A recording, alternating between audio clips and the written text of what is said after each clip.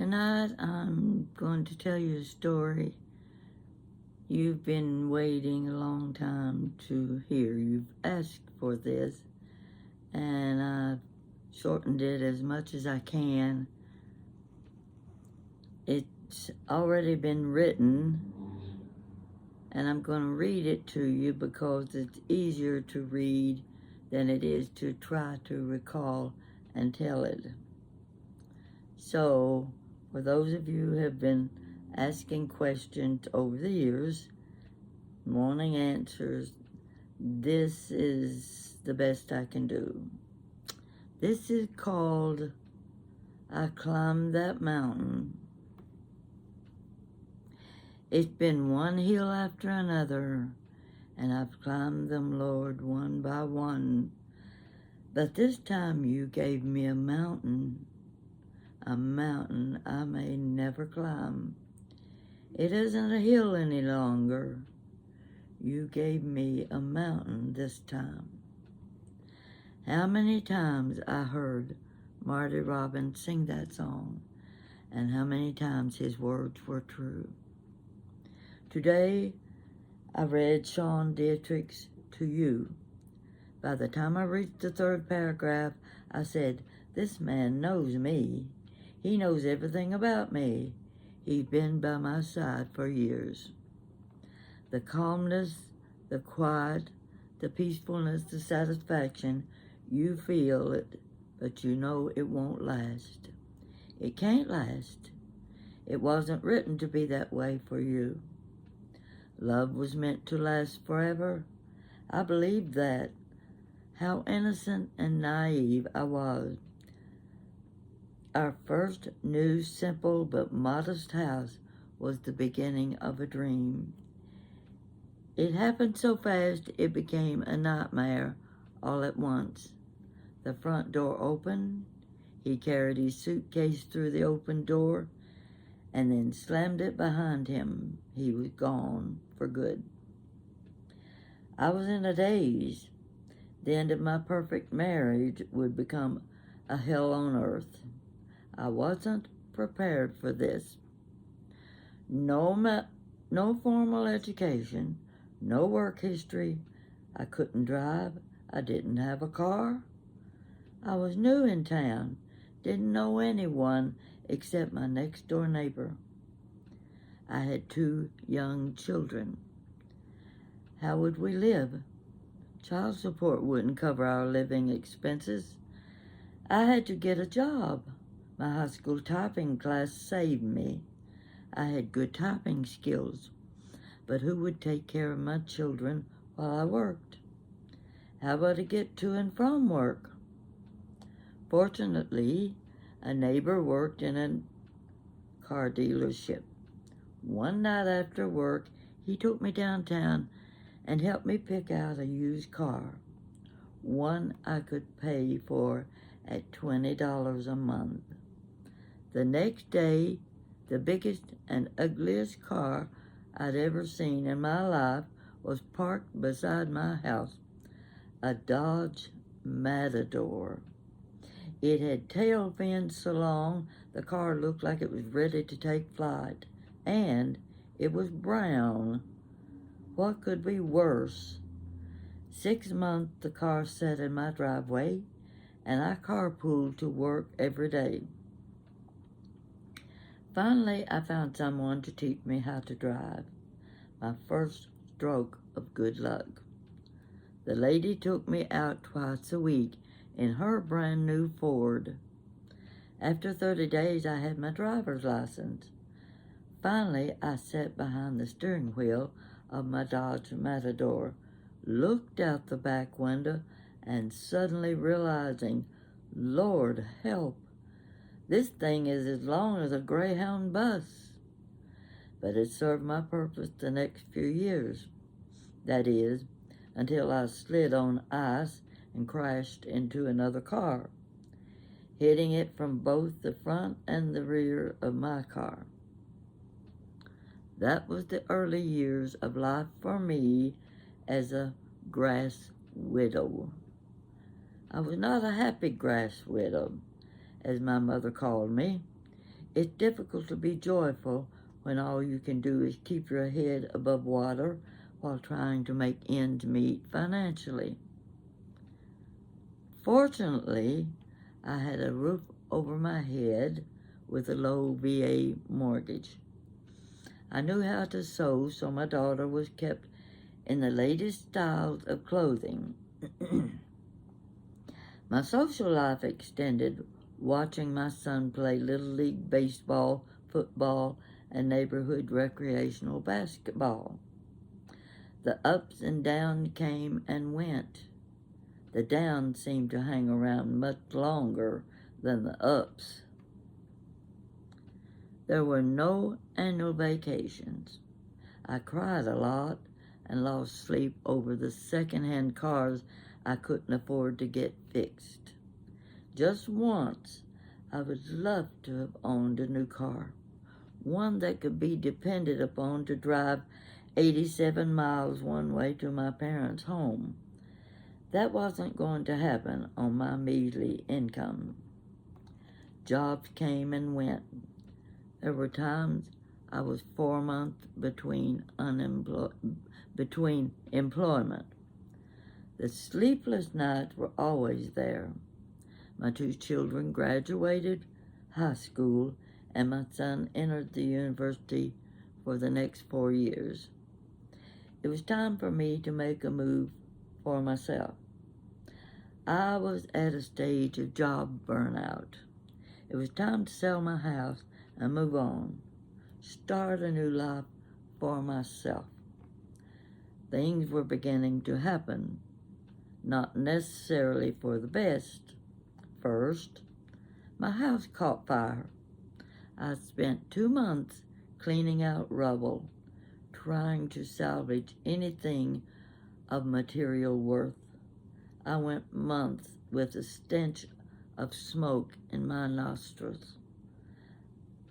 I moved away, leaving my son behind in school and my daughter working and sharing rent with a roommate. When I drove up the street in the wintertime and smelled smoke, I looked ahead to see if flames were coming from my new house, which was actually an old house built in 1907. I was never comfortable, always waiting for the next tragedy. The wait came quicker than I expected. A year after my move, I was getting ready for the Christmas rush. Let's see, where was I? I was getting ready for the Christmas rush in my new craft shop located directly behind my house in the business district of town. I was in the kitchen watching Mork and Mindy when I heard a knock at my back door. I opened the door to someone saying, "Smoke is pouring out the window of your shop. Call the fire department." The fire department was just a few blocks up the street. I kept a list of emergency numbers inside my kitchen cabinet door. I ran my finger down the list 3 times, and I couldn't seem to read anything it said. So I decided to take a chance on dialing operator. She answered on the very first ring. I was very specific about giving my information. I have a fire in progress at the corner of 5th and Kentucky Street. Send fire trucks immediately. The lady said, "Kentucky Street?" as if it was something foreign to her. Now, Kentucky Street ran parallel to Main Street, the 2 major thoroughfares in town, and the fire department was about 5 blocks up the street from where I lived. I stammered, "Surely to God you know where Kentucky Street is." She replied, "Ma'am, do you want the Danville Fire Department?" Little did I know that the phone number 0 directed me to the main office in Danville, Kentucky. I yelled, "Danville, hell, I want Corbin Fire Department." As you can see, I was a bit excited. The lady said, "Stay on the line. I'm contacting the Corbin Fire Department." The trucks arrived within the next 5 minutes.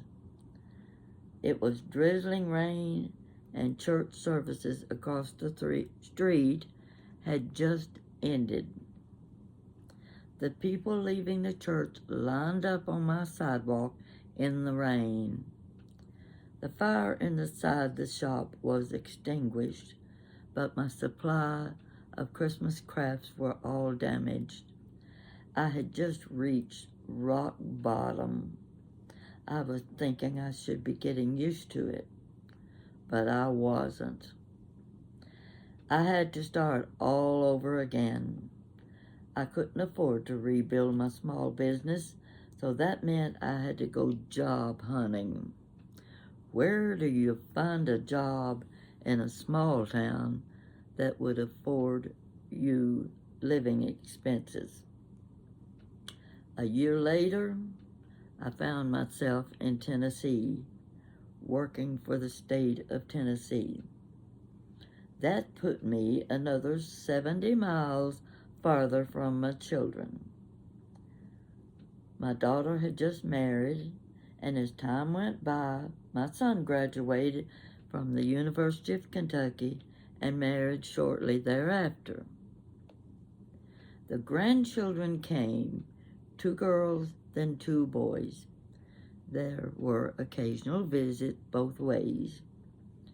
19 years later, I had job burnout a second time. By then, I was sick of my job and ready for retirement. Life had little to offer in the way of pleasure. I had taken an interest in genealogy. It was time to record my family history. My basic knowledge of computers came to life, and I began research. Give me a drink first. I got a little bit dry.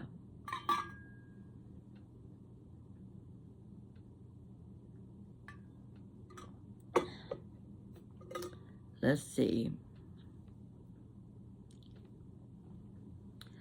I had become a senior citizen with nothing to show of my life's work. It was time to turn that around. I wasn't about to leave this world without my name applied to something besides a tombstone at the cemetery saying, "I died trying." First, I entered a magazine decorating contest. It was something to do to fill my time, and I enjoyed decorating my house and creating new ideas. So what if I didn't win the contest? I had plenty of free time to play at this game. You can never have convinced me a retiring lady from a small town could win a national magazine contest. But I did win. That was when I woke up and started to live. I went to England on the biggest ship sailing the oceans. When I called the Queen Elizabeth II a boat, I was quickly reminded that it was a ship and not a boat. The doors had opened for me. I met new people, very interesting and alive people who created new adventures in my life. It was my time to live life to the fullest. I finally had become contented and happy with my life. It had taken many years to reach this point. With encouragement from many friends, I began writing short stories. stories about my ancestors, my family, and my daily life. I was enjoying every minute of every day. I returned to the city where my children were raised. I moved into a condominium, a place very suited to my lifestyle and circumstances. I was traveling and going places I had only dreamt about. At the same time, I wrote short stories, all of them true. I discovered there was a place for my style of writing, one story after another, and before long I had written a book of 100 stories to which the average person could relate. People love being able to read a story about their own way of life. My story becomes their story. I am now an elder of the group called Senior Citizens. I'm pleased to have been able to put my life stories to pen and paper. I like to think that I have helped preserve our history, our simple way of life here in Appalachia. To date, I have written 3 books. I have become reference guides. They have become reference guides for me. At times, when I become somewhat forgetful, I can open up one of my books and be reminded of people, a time, and a place. I no longer consider myself a senior citizen. I have joined the golden oldies, and I write stories for your enjoyment. Now, that was written several years ago. So, I've basically given you the short version of my life history. It doesn't amount to much, but I've learned that you can be contented with the life you have. It's up to you to make of it whatever you want it to be. I had a push and a shove here and there. I was constantly being encouraged. I was encouraged to the point that here I am, almost 89 years old. I'm still telling stories. People tell me they like my stories. People tell me they like to hear about the things I did when I was a child. Nothing big and exciting. I played in a branch, waded in a creek barefoot. I climbed trees. I went to the movies every Saturday afternoon with my girlfriend Julie. We each had a quarter apiece. It cost 20 cents for the movie, and we had a nickel left over for little bag of popcorn, and we got to see a double feature movie.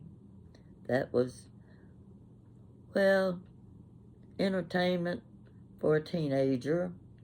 We couldn't drive. Our daddies used the cars for their work, and there weren't very many people in town that owned cars. They didn't need them. They could walk to work. They could walk to school, walk to church. Going to school, it didn't matter the weather. I can remember walking to school when there was 12 inches of snow on the ground. Heck, that was fun. I mean, we had those rubber galoshes that came up over your shoes, and we wore measly little gloves. They didn't keep your hands warm, very warm, and our winter coat and a toboggan on our head carrying our school books in our arms. It didn't bother us that it was cold and somebody was going to hit me in the face with a snowball, which they did, and it stung like fire. And I remember thinking, I'm going to get him back if it takes the rest of my life. I was going, the next snowstorm, he was going to get it rough and ready. Well, I never got around to getting revenge, as we might call it, but we sure had a lot of fun in the snow. I was popular in high school. We had the smallest class in high school to graduate, 57 students. I have to laugh when someone says, "Did you have a date for the senior prom?" Well, it was like this. It was Korean War time. And the boys in my class had joined the army. Part of them had. There were 44 girls in my graduating class and 13 boys. Now picture a senior prom with those figures. And half of the 13 boys were going steady with one of my friends. What kind of senior prom would that be? No, we went to Cumberland Falls to the lodge, DuPont Lodge. Most of you know where Cumberland Falls is. It's the one falls now in the world that has a moonbow. And people come from all over the United States just to see that moonbow, which appears once a month during a full moon. I have seen it only once, and that was the month I graduated from high school. I was engaged by that point, and all of the seniors headed for the beach below the falls to see the moonbow. That was the biggest excitement we had in those days. And about the last couple of weeks, we were having parties. We were doing everything that had to do with graduating. And wouldn't you know that Burt Lancaster was making a movie that started off in our hometown. His role in the movie, he was walking across the river above the falls at Cumberland Falls, and his role in the movie was father of a little boy. And the little boy, the water was low that week, and they were crossing the river by jumping rock by rock, big, wide river. I think I've told this story before, but the excitement of a movie star in our hometown, we never saw celebrities or anybody. The mayor of the town was probably the most important person we ever got to see, or maybe whoever won the status of Nibrock Queen during the annual festival. You could call that celebrityism if you want to, but that week, Burt Lancaster was there. We had to get to the falls, and one of the girls, luckily, her father was a car dealer, and she could get his car. She knew how to drive, and we were packed like elephants inside a Volkswagen going to Cumberland Falls. We were going to meet Lee, I was going to say Lee Majors. I've already talked about him. We were going to see Burt Lancaster, and we got to the site where all of the cameras had been. Nobody was around. Where was he? He had already left town, headed for the next location where they would be filming The Kentuckian. Yes, you can find the movie called The Kentuckian and know that part of it was filmed in my hometown. I went to that from saying I got to see Robert Urich in Midway. Midway's just a few miles up the road. And I was telling you that Midway had the railroad tracks down the middle of the town.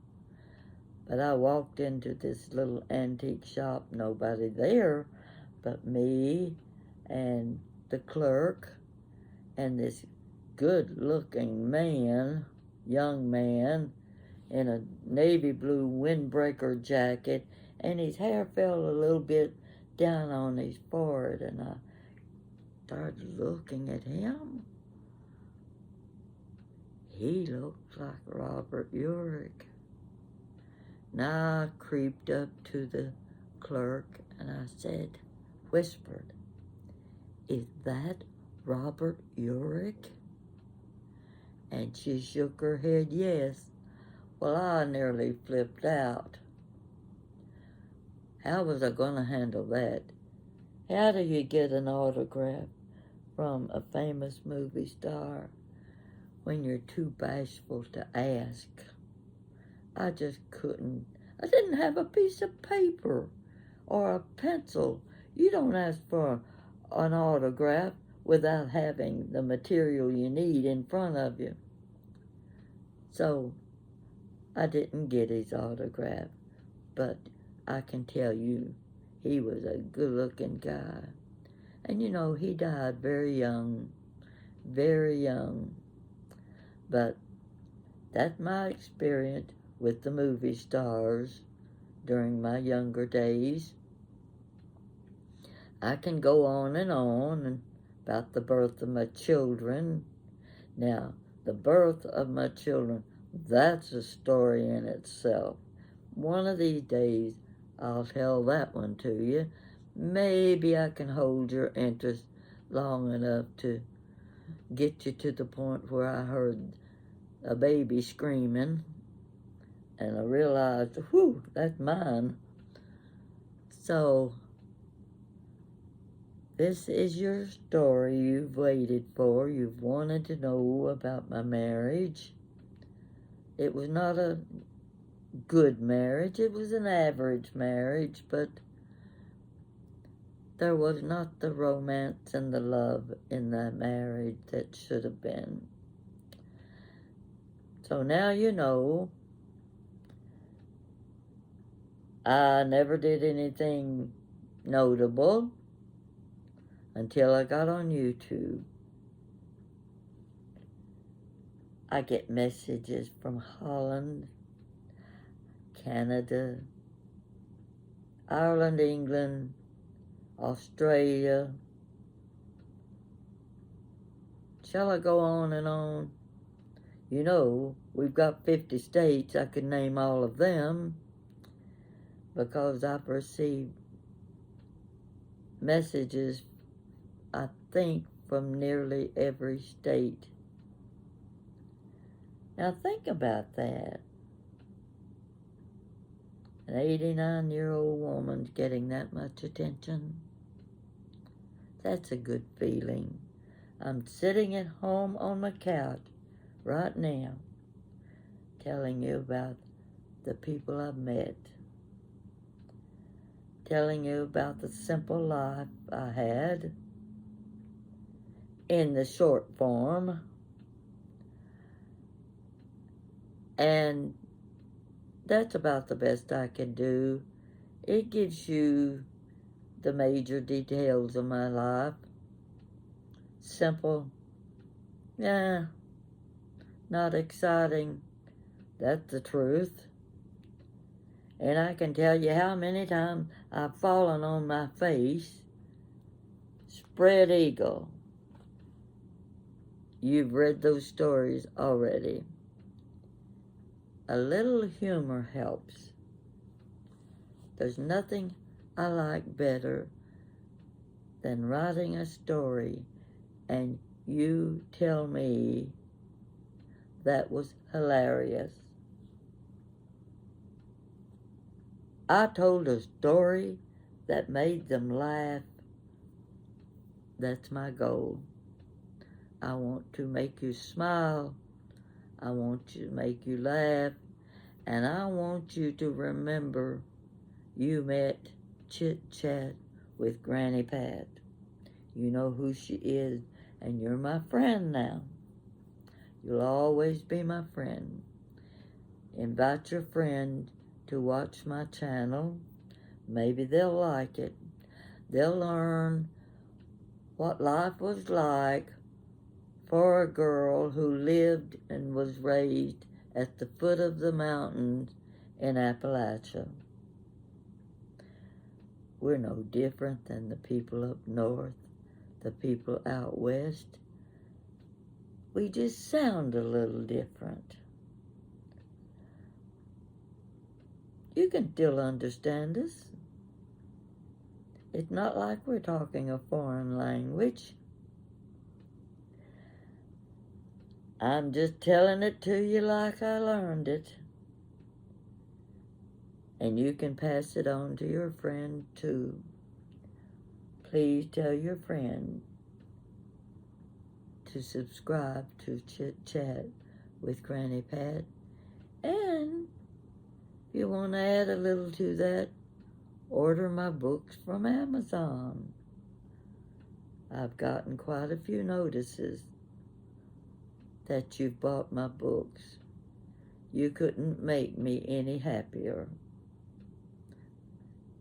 And I'm very pleased with you wouldn't believe how many of my YouTubers, is that a good word? Well, anyhow, I've met quite a few of you in person.